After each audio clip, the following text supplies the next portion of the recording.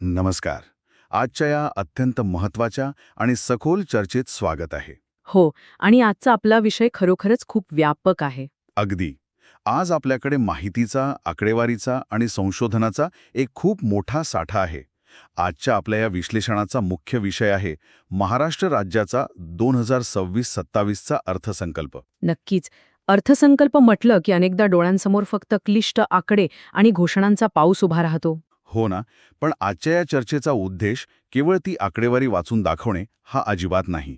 तर 2047 सालापर्यंत महाराष्ट्राला तब्बल $5 ट्रिलियन अर्थव्यवस्था बनवण्याचे जे महत्वाकांक्षी ध्येय ठेवण्यात आले आहे, त्या ध्येयामागची नेमकी रणनीती काय आहे, हे समजून घेणे जास्त गरजेचे.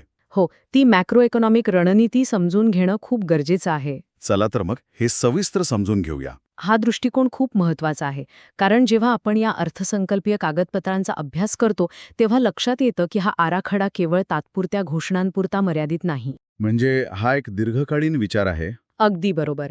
हा खऱ्या अर्थाने पायाभूत सुविधा, आधुनिक तंत्रज्ञान आणि सर्वसमावेशक विकास या स्तंभांवर उभा असलेला एका दीर्घकालीन आर्थिक दृष्टिकोनाचा रोडमॅप आहे. इथे काय जाहीर झाले, यापेक्षा ते का जाहीर झाले, यावर आपण जास्त भर देणार आहोत. आणि त्याचा राज्याच्या GDPवर आणि एकूणच भविष्यावर काय परिणाम होईल हे पाहणं रंजक ठरेल. हो, नक्कीच. तर या विश्लेषणाची सुरुवात आपण राज्याच्या अर्थव्यवस्थेचा मुख्य कणा असलेल्या क्षेत्रापासून करूया, म्हणजे शेती. शेती क्षेत्राकडे या अर्थसंकल्पात खूप बारकाईने लक्ष दिले गेले आहे. हो, अर्थसंकल्पात शेतकऱ्यांसाठी 2 लाख रुपयांपर्यंतच्या पीक कर्जमाफीची मोठी घोषणा करण्यात आली आहे. साहजिकच हा एक मोठा आणि तात्काळ मिळालेला दिलासा आहे. तात्काळ दिलासा म्हणून हे पाऊल आवश्यक होतेच. जुने कर्ज माफ झाल्याशिवाय शेतकरी बँकिंग व्यवस्थेकडून नवीन पीक कर्ज घेण्यासाठी पात्र ठरू शकत नाही. म्हणजे त्यांची आर्थिक पाटी कोरी करणे हा त्यामागचा विचार आहे. हो, पण यातली सर्वात आकर्षक गोष्ट म्हणजे केवळ कर्जमाफीवर न थांबता सरकारने उचललेले पुढचं पाऊल. या अर्थसंकल्पात शेतीमध्ये चक्क कृत्रिम बुद्धिमत्तेचा म्हणजेच AIचा वापर करण्याची घोषणा केली आहे. एक सेकंड, इथे मला थोडा प्रश्न पडतोय. शेती आणि AI हो, अगदी तसंच. हे ऐकायला खूप छान वाटतं, पण वास्तवात ग्रामीण भागात अजूनही अनेक ठिकाणी इंटरनेटच्या समस्या आहेत, डिजिटल साक्षरतेचा अभाव आहे. अशा परिस्थितीत थेट AIचा वापर करणे हे खूप मोठं आव्हान नाही का? हे जमिनीवर खरंच कसं काम करेल? हा अतिशय रास्त प्रश्न आहे. मलाही सुरुवातीला असंच वाटलं होतं. पण AI म्हणजे प्रत्येक शेतकऱ्याच्या हातात एखादा कॉम्प्लेक्स रोबोट देणे असा याचा अर्थ नाही. अच्छा, मग हे कसं काम करणार? इथे AIचा वापर सिस्टीमच्या पातळीवर म्हणजेच बॅक एंडला होणार आहे. समजा विदर्भातील एखाद्या गावात हवामानाचा लहरीपणा आहे. तिथे AI मॉडेल्स गेल्या 50 वर्षांचा हवामानाचा डेटा, सॅटेलाइट इमेजेस आणि सध्याचे वारे यांचा अभ्यास करून अचूक अंदाज वर्तवतील. आणि तो अंदाज शेतकऱ्यांपर्यंत कसा पोहोचेल? हाच तर कळीचा मुद्दा आहे. हा अंदाज आणि पिकांविषयीचा सल्ला शेतकऱ्याला अगदी साध्या SMS द्वारे किंवा ग्रामपंचायतीच्या केंद्रावरून स्थानिक भाषेत दिला जाईल. म्हणजे तंत्रज्ञान फक्त विश्लेषणाचं काम करेल आणि शेतकऱ्याला त्याचे अगदी सोपे निष्कर्ष मिळतील. अगदी तसंच. मातीचं परीक्षण करून त्यात नेमक्या कोणत्या खतांची गरज आहे, पिकांवर कोणती कीड पडण्याची शक्यता आहे आणि त्यासाठी कोणती फवारणी करावी याचे अचूक सल्ले AI देईल. यामुळे काय होईल? यामागचा मुख्य उद्देश शेतकऱ्याचा उत्पादन खर्च कमी करणे आणि एकरी उत्पादन वाढवणे हा आहे. एका बाजूला कर्जमाफीने जुना आर्थिक भार कमी करायचा आणि दुसऱ्या बाजूला डेटा आणि AIच्या मदतीने भविष्यातील नफ्याचा मार्ग मोकळा करायचा. ही खरोखरच एक दुहेरी रणनीती आहे. आता हे चित्र मला जास्त स्पष्ट झालं आणि या तंत्रज्ञानाला मूलभूत पायाभूत सुविधांची जोड दिल्याचेही स्रोतांमध्ये दिसतंय. हो, कारण नुसतं तंत्रज्ञान असून उपयोग नाही, तर पाणी आणि वीजही हवी. पाण्याची सोय आणि त्याच वेळी गावांमध्ये शाश्वत विजेची निर्मिती. हे सर्व घटक एकमेकांशी जोडलेले आहेत. शेतीला केवळ निसर्गाच्या लहरीवर न सोडता आधुनिक तंत्रज्ञान आणि शाश्वत ऊर्जेचं पाठबळ देऊन तिला एक सक्षम उद्योग बनवण्याचा हा प्रयत्न आहे. आणि जेव्हा ग्रामीण भागात स्वतःची वीज निर्माण होते तेव्हा ट्रान्समिशन लॉस कमी होतो ना? नक्कीच. राज्याच्या मुख्य ग्रीडवरील ताणही यामुळे हलका होतो.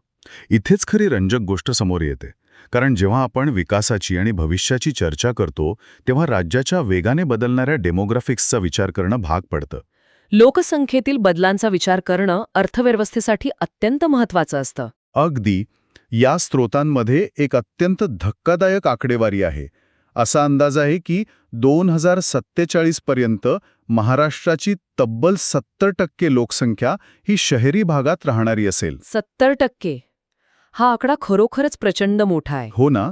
जर आजच्या घडीला विचार केला तर मुंबई-पुणे एक्सप्रेसवेवरील ट्रॅफिक आत्ताच एवढं असतं तर 70% लोक शहरात आल्यावर काय होईल? जर आपण याला व्यापक दृष्टिकोनातून पाहिलं तर देवेंद्र फडणवीस यांनी मांडलेल्या या अर्थसंकल्पाची रणनीती आपल्याला अधिक स्पष्टपणे समजते. म्हणजे राजकीय बाजू सोडून जर आपण फक्त धोरणात्मक अंगाने पाहिलं. अगदी बरोबर. इथे केवळ आर्थिक अंगाने पाहिल्यास पायाभूत सुविधांचा विकास हा केवळ रस्ते किंवा पूल बांधण्यापुरता मर्यादित राहिलेला नाही. तो राज्याच्या आर्थिक प्रगतीचा एक अत्यंत महत्वाचा मल्टीप्लायर आहे. Multiplier effect. आपण अनेकदा अर्थशास्त्राच्या पुस्तकात हे शब्द वाचतो. हो, पण याचा प्रत्यक्ष परिणाम खूप मोठा असतो. 70% लोकसंख्या शहरात येणार असेल तर सध्याची शहरं तो भार पेलू शकणार नाहीत. त्यासाठी नवीन शहरे आणि त्यांना जोडणारे वेगवान मार्ग हवेत. हा मल्टीप्लायर इफेक्ट आपण थोडा उलगडून सांगूया. सामान्य जीवनात याचा नेमका कसा परिणाम होतो? मल्टीप्लायर इफेक्ट समजून घेण्यासाठी एका शांत तळ्यात दगड फेकल्याची कल्पना करा. तो दगड म्हणजे सरकारने बांधलेला नवीन एक्सप्रेसवे. आणि त्यातून उठणारे तरंग? ते तरंग म्हणजे अर्थव्यवस्थेतील विविध क्षेत्रांना मिळणारी गती. एक्सप्रेसवे बांधला की केवळ गाड्या वेगाने धावत नाहीत. त्या रस्त्याच्या बाजूला नवीन ढाबे उघडतात, गॅरेज सुरू होतात. आणि त्या परिसरातील जमिनींचे भाव वाढतात. अगदी बरोबर. ज्यामुळे रिअल एस्टेट क्षेत्राला मोठी गती मिळते. आणि सर्वात महत्त्वाचे म्हणजे लॉजिस्टिक्सचा खर्च कमी होतो. सध्या भारतात वाहतुकीचा खर्च GDPच्या 13 ते 14% आहे. जो विकसित देशांमध्ये खूप कमी असतो ना का? हो, तो 8% आसपास असतो. हा खर्च कमी झाला की नवीन उद्योग राज्यात गुंतवणूक करण्यासाठी आकर्षित होतात आणि त्यातून हजारो रोजगार निर्माण होतात. हा तो मल्टीप्लायर इफेक्ट आहे. हे उदाहरण एकदम चपखल आहे आणि म्हणूनच या अर्थसंकल्पात एक्सप्रेसवे, मेट्रोचा विस्तार आणि विशेषतः मुंबई-पुणे या 2 इंजिन शहरांमधलं कनेक्टिव्हिटी अधिक मजबूत करण्यावर इतका भर दिला आहे. कारण वेळेची बचत म्हणजेच पैशांची बचत आणि उत्पादकतेत वाढ. आणि वाढत्या शहरीकरणाचा दुसरा मोठा प्रश्न म्हणजे निवारा. लोक राहायला येणार कुठे? घरांचा प्रश्न हा नेहमीच कळीचा मुद्दा असतो. स्रोतांमध्ये प्रधानमंत्री आवास योजनेचा विशेष उल्लेख आहे. या योजनेअंतर्गत आत्तापर्यंत तब्बल 33,410 कोटी रुपये खर्च झाल्याची माहिती आहे. हा आकडा खूप मोठा आहे आणि शहरी भागातील गरिबांना आणि मध्यमवर्गीयांना परवडणारी घरे देणे हे कोणत्याही सरकारसमोरील मोठं आव्हान असते. हो, आणि 3,57,000 घरे पूर्ण होण्याच्या मार्गावर आहेत. विशेष म्हणजे या नव्याने बांधल्या जाणाऱ्या घरांवरही रूफटॉप सोलार पॅनल्स बसवले जाणार आहेत. ही अतिशय स्वागतार्ह गोष्ट आहे. म्हणजे शहरात येणाऱ्या नवीन पिढीला फक्त घरच मिळत नाही, तर ते घर स्वतःची वीज स्वतः निर्माण करणारे असेल. यामुळे शहरी मध्यमवर्गाचे विजेचे बिल लक्षणीयरित्या कमी होईल. हेच ते मॉडेल आहे जे राज्याला भविष्यासाठी सज्ज करत आहे. पण नुसती घरे आणि रस्ते बांधून भागणार नाही. या 70% शहरी लोकसंख्येला रोजगारही लागणार आहे. नक्कीच. आणि त्यासाठी तंत्रज्ञान आणि नवीन उद्योगांवरील लक्षाकडे वळावी लागेल.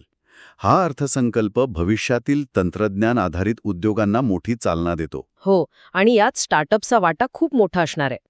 मला इथे एका वेगळ्याच गुंतवणुकीबद्दल वाचून खूप कुतूहल निर्माण झाले. मुंबईतील वडाळा येथे एक भव्य स्टार्टअप आणि इनोव्हेशन हब उभारले जाणार आहे. वडाळा हे आता मुंबईच्या एका प्रकारे मध्यवर्ती ठिकाणी येते. हो ना. तिथे कनेक्टिव्हिटी वाढली आहे. त्यामुळे नवीन कल्पनांना चालना मिळण्यासाठी हे हब एक मोठी भूमिका बजावेल. आणि महत्त्वाची गोष्ट म्हणजे हे केवळ पारंपरिक सॉफ्टवेअर किंवा फिनटेक स्टार्टअप्सपुरते मर्यादित नाही. या अर्थसंकल्पाने आणखी एक अत्यंत आधुनिक क्षेत्राकडे लक्ष वेधले आहे. कोणतं क्षेत्र? महाराष्ट्र आता ॲनिमेशन, VFX आणि गेमिंग या क्षेत्रात भारताचा लीडर बनण्याच्या तयारीत आहे. यासाठी संपूर्ण राज्यात तब्बल 250 नवीन स्टुडिओ विकसित करण्याचं उद्दिष्ट ठेवण्यात आले आहे. 250 स्टुडिओ? हा आकडा खूप मोठा आहे. पण मला एक सांगा, राज्याने अचानक गेमिंग आणि ॲनिमेशनवर इतका फोकस का करावा? कारण जागतिक गेमिंग आणि ॲनिमेशन इंडस्ट्रीचा आकार आज हॉलिवूड आणि म्युझिक इंडस्ट्रीच्या एकत्रित आकारापेक्षाही मोठा आहे. हे अब्जावधी डॉलर्सचे मार्केट आहे. खरंच? हे मला माहीत नव्हतं. हो, सध्या जागतिक दर्जाच्या सिनेमांचे किंवा गेम्सचे बहुतांश VFX आणि ॲनिमेशनचे काम दक्षिण कोरिया, कॅनडा किंवा पूर्व युरोपातील देशांमध्ये आउटसोर्स केले जाते. आणि महाराष्ट्राला या ग्लोबल आउटसोर्सिंग मार्केटचा मोठा वाटा हवाय. तर अगदी बरोबर. आणि हे केवळ लहान मुलांचे कार्टून्स बनवण्यापुरते मर्यादित नाही. यात ऑगमेंटेड रियालिटी, व्हर्च्युअल रियालिटी आणि हाय एंड कॉम्प्युटिंगचा समावेश आहे. म्हणजे परदेशी कंपन्या, मोठे गेमिंग स्टुडिओज आणि जागतिक तंत्रज्ञान कंपन्यांना राज्यात आकर्षित करण्यासाठी हे स्टुडिओज एक इकोसिस्टम म्हणून काम करतील. हो, आपण पारंपरिक मॅन्युफॅक्चरिंग अर्थव्यवस्थेकडून डिजिटल आणि तंत्रज्ञान आधारित अर्थव्यवस्थेकडे वेगाने वाटचाल करत आहोत. यामुळे नक्कीच टियर 2 शहरांमधील तरुणांना खूप फायदा होईल. ज्यांच्याकडे कला आणि तांत्रिक कौशल्य आहे त्यांच्यासाठी लाखो रुपयांच्या पॅकेजचे रोजगार राज्यातच निर्माण होतील. त्यांना बंगळुरू किंवा हैदराबादला जाण्याची गरज भासणार नाही. तर या सगळ्याचा नेमका अर्थ काय, हा प्रश्न साहजिकच उपस्थित होतो. म्हणजे तळागाळातील लोकांपर्यंत हे कसं पोहोचेल हा प्रश्न ना? हो, अब्जावधी रुपयांचे पायाभूत प्रकल्प, AI, VFX स्टुडिओज या सगळ्या मॅक्रो इकॉनॉमिक आकड्यांचा एका सामान्य तळागाळातील माणसाच्या रोजच्या जीवनावर काय परिणाम होणार? हा विकास तळापर्यंत झिरपेल का? हा अर्थशास्त्रातील सर्वात कळीचा प्रश्न आहे. ट्रिकल डाऊन इफेक्ट खरोखर काम करतो का यावर नेहमीच चर्चा होते. हो, कारण नुसते आकडे वाढून सामान्य माणसाचं पोट भरत नाही. अगदी बरोबर. आर्थिक प्रगतीचे आकडे कितीही मोठे असले तरी त्याचा थेट फायदा समाजातील शेवटच्या घटकापर्यंत पोहोचण्यासाठी काही थेट हस्तक्षेप करावे लागतात. आणि इथेच सामाजिक विकासाचा आणि वेलफेअर इकॉनॉमिक्सचा मुद्दा समोर येतो. म्हणूनच या अर्थसंकल्पात मुख्यमंत्री माझी लाडकी बहीण योजनेचा विस्तार करण्यात आल्याचं दिसते. हो, या योजनेचा उद्देश महिलांना थेट रोख आर्थिक मदत देणे हा आहे. पण अर्थव्यवस्थेच्या दृष्टिकोनातून विचार केल्यास अशा थेट रोख मदतीचे किंवा डायरेक्ट कॅश ट्रान्सफरचे व्यापक परिणाम काय होतात? काही जण याला फक्त फुकट वाटप किंवा फ्रीबीज म्हणतात. हा समज पूर्णपणे चुकीचा आहे. अर्थशास्त्रात मार्जिनल प्रोपेन्सिटी टू कन्झ्युम नावाची एक अत्यंत महत्त्वाची संकल्पना आहे. ही संकल्पना थोडी सोप्या भाषेत सांगाल का? नक्कीच. जेव्हा कमी उत्पन्न असलेल्या गटाच्या, विशेषतः महिलांच्या हातात थेट पैसा जातो, तेव्हा तो पैसा बँकेत पडून राहत नाही किंवा मोठ्या गुंतवणुकीत अडकत नाही. तो लगेच स्थानिक बाजारात खर्च होतो. म्हणजे महिला हा पैसा कुटुंबाचे रेशन, मुलांचे शिक्षण, कपडे किंवा आरोग्यावर खर्च करतात. बरोबर. आणि तो पैसा थेट कुठे जातो? तो पैसा थेट स्थानिक किराणा दुकानदार, स्टेशनरी दुकाने आणि छोट्या व्यवसायांमध्ये जातो. तंतोतंत. यामुळे स्थानिक पातळीवर पैशाची फिरती वाढते आणि मागणी वाढते. मागणी वाढली की उत्पादन वाढवावे लागते आणि त्यातून रिटेल क्षेत्राला मोठी चालना मिळते. हे एक प्रकारे अर्थव्यवस्थेच्या इंजिनमध्ये इंधन ओतण्याचे काम करते तर. हो, शिवाय महिलांचे आर्थिक सक्षमीकरण झाल्याने त्यांचा मुख्य प्रवाहातील सहभाग लक्षणीयरित्या वाढतो, जे कोणत्याही निरोगी अर्थव्यवस्थेसाठी आवश्यक आहे. हे खूपच रंजक विश्लेषण आहे. आणि केवळ महिलांनाच नाही तर आरोग्य आणि शिक्षणासारख्या मूलभूत गरजांवरही भर दिल्याचे स्रोतांमध्ये नोंदवत आहे. हो, मानवी भांडवल किंवा ह्युमन कॅपिटल विकसित करण्यासाठी ते गरजेचं आहे. आरोग्य पायाभूत सुविधांचा विस्तार, नवीन आरोग्य केंद्रे उभारणे आणि युवा वर्गासाठी क्रीडा व कौशल्य विकासासाठी वाढीव निधी, तसेच वारसा संवर्धन आणि सांस्कृतिक पर्यटनाला चालना दिल्याने स्थानिक पातळीवर पर्यटनावर आधारित रोजगारही वाढेल. या सर्व सामाजिक आणि पायाभूत विकासासोबतच आणखी एका धोरणाची नोंद घेणं अत्यंत आवश्यक आहे. ते म्हणजे पर्यावरण संरक्षण आणि हरित महाराष्ट्राची संकल्पना. ग्रीन एनर्जीकडे आता सर्वांचंच लक्ष आहे. हो, या अर्थसंकल्पात व्हेइकल स्क्रॅपेज पॉलिसी अत्यंत गांभीर्याने मांडली आहे.